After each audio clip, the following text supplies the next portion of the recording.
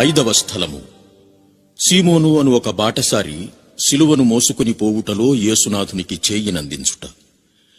యేసుక్రీస్తువా, మిమ్మును ఆరాధించి మీకు స్తోత్రము చేయుచున్నాము.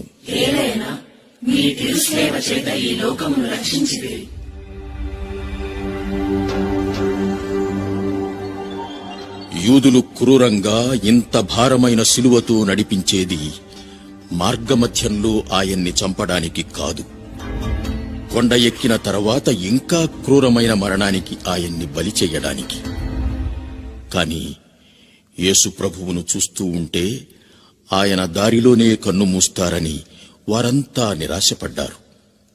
అంతలోనే ఒక బాటసారి ఆ దారిలో వస్తూ ఉండటం చూచారు. వెంటనే ఆయనను యేసు సిలువను మోయడానికి ఒత్తిడి చేశారు.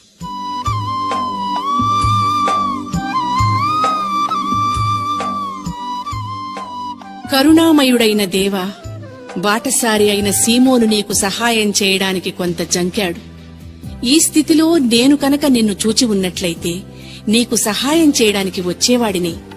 మీకు ప్రత్యక్షంగా సహాయం చేసే భాగ్యం నాకు లేకపోయినా నా చుట్టూ ఉన్న ఇరుగు పొరుగు వారిలో మిమ్ము చూస్తూ నా చేతనైనంత సహాయం వారికి చేయగల మంచి మనసు నాకు దయచేయండి స్వామి. ఆమేన్.